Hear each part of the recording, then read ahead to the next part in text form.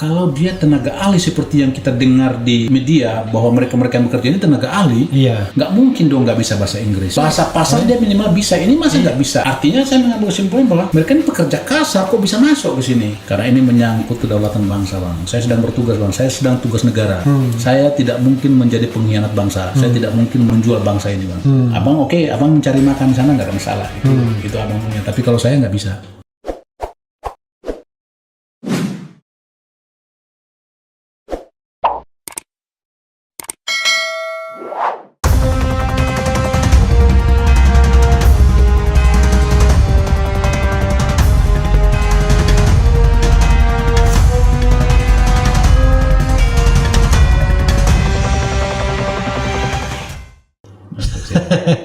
Tapi satu hal, Bung Harun, kaitan dengan tadi memang saya sangat mencintai TNI. Artinya cita-cita untuk mengejar itu saya sampai berbagai cara saya lakukan. Ya, anak kampung lah ya ibaratnya kan yang mau cita-cita. Saya ingin jadi tentara, kan?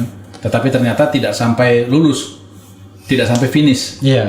Kembali lagi saya ambil hikmahnya. Namun demikian, kalau saya kaitkan, saya menghilangkan nyawanya orang, tetapi kan saya sudah jelaskan tadi penjelasannya seperti itu, bahwa orang ini bukan orang baik. Nah, tapi saya kaitkan bahwa saya di tempat kejadian ini perlu semua masyarakat Indonesia juga tahu bahwa saya selalu berbicara tentang ancaman masuknya TKA Cina yang begitu tidak masuk akal. Ada pengalaman ya? Iya. Ini perlu saya ceritakan biar semua juga tahu. Jadi di Pulau Taliabu khususnya, kalau di Maluku Utara hampir semua. Ada di Halmahera, ada di Weda, Bainikel, kemudian ada di Pulau Obi, di Pulau Bacan. Nah, itu TKA Cina semua, terutama di Pulau Taliabu itu. Di sana ada smelter yang terpanjang kedua di dunia setelah Kolombia katanya. 42 km. Di Taliabu.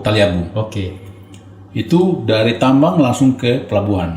Jadi kapal sandar hasil bumi itu masukkan berangkat. Itu kita nggak tahu. Pelabuhannya pun pelabuhan khusus, tidak bisa disinggahi oleh siapapun. Dan kecurigaan saya pada saat saya berdinas di sana, saya melaksanakan tugas, setiap hari Minggu itu helm-helm kuning itu berkeliaran di kampung itu, di Lede itu. Sehingga saya tanya Pak Kades kok banyak sekali TKA Cina. Ini pelabuhan khusus itu namanya TUKS, Terminal untuk Kebutuhan Sendiri. Kurangnya lah seperti itu. Saya tanya Pak Kades, kok banyak sekali helm kuning ini, pakai sipit-sipit ini. Ya setiap minggu Pak mereka itu. Waktu itu masih Komandan Kopi? Ya saya masih Satgas itu, masih tugas negara. Nah, sehingga itu 2017 ya? Sehingga muncul rasa penasaran, saya ingin tahu orang ini siapa sebenarnya. Ada satu kelompok itu 5 orang, yang lainnya ya masing-masing jalan sendiri-sendiri, nggak usah urusin. Yang 5 orang saya panggilnya sini. Datanglah mereka. Saya tanya, kalian dari mana? Nggak bisa, bahasanya begini, bahasa isyarat.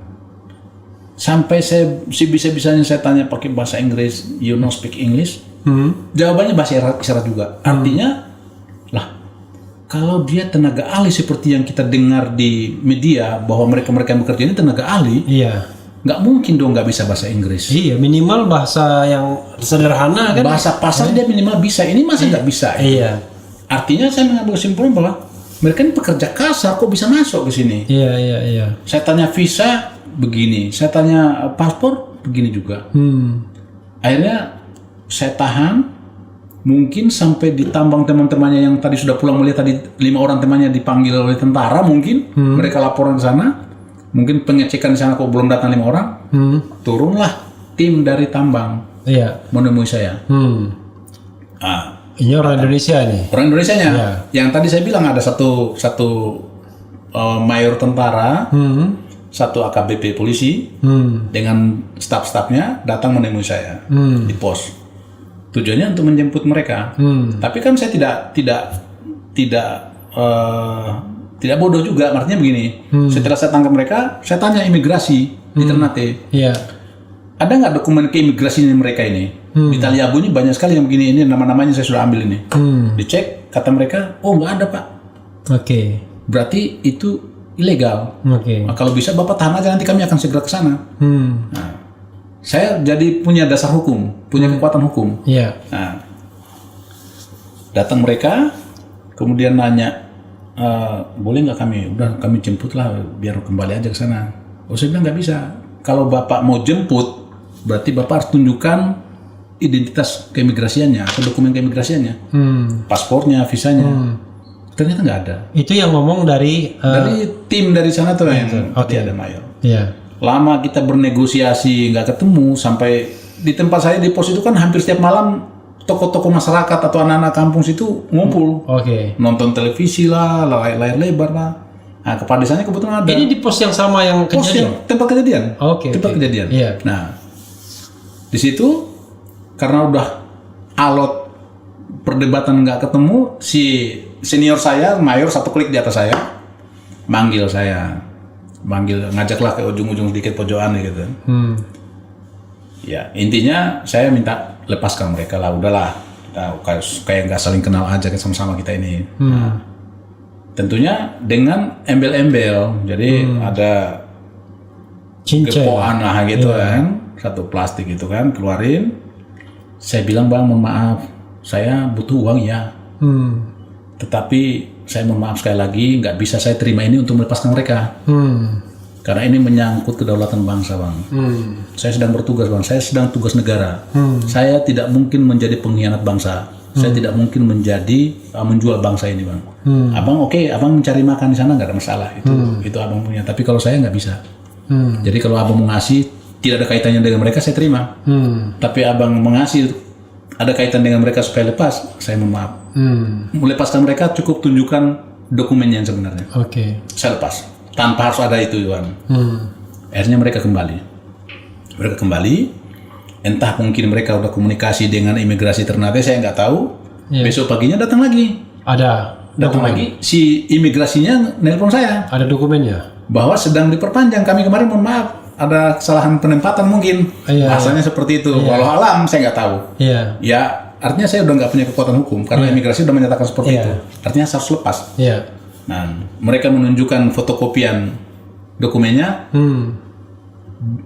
Fotokopi dokumennya itu adalah visanya visa kunjungan wisata.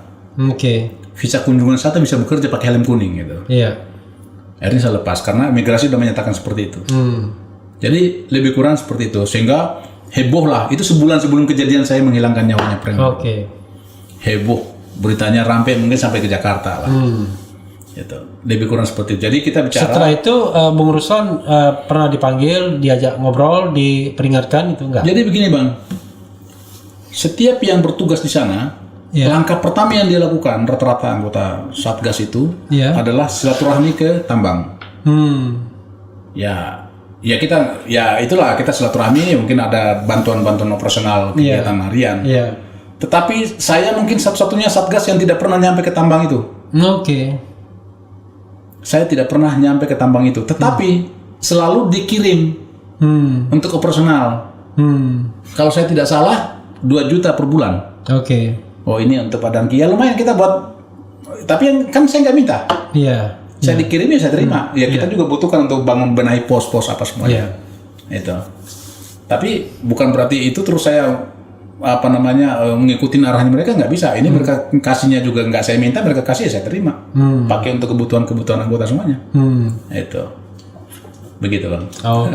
Itu cerita ini sudah Bung Ruslan sampaikan soal yang TKA Cina apa ini pernah? Itu yang di amatiran lah ya, banyak YouTube juga ada. Nah, artinya kita kan tidak ingin juga mengatakan wah nanti ini kan sudah disampaikan di tempat-tempat lain. Sering. Ada yang mau disampaikan lagi, Bung Ruslan? Harapannya ke depan? Saya cuma begini, hilangkan pemikiran kotor terhadap, mungkin ada yang berpikir mencari panggung lah atau apa, terserah, silakan, itu masing-masing punya hak. Tetapi kalau orang melihat dengan mata batin bahwa apa yang saya suarakan, apa yang saya perjuangkan murni kecintaan saya terhadap bangsa dan negara, tidak ada kepentingan lain. Tidak ada kepentingan lain. Saya hanya ingin kebahagiaan saya, kebanggaan saya melihat bangsa ini normal, masyarakatnya tersenyum, rakyatnya tersenyum, kembali ke dasarnya yang sebenarnya. Itu buat saya adalah sebuah kebanggaan.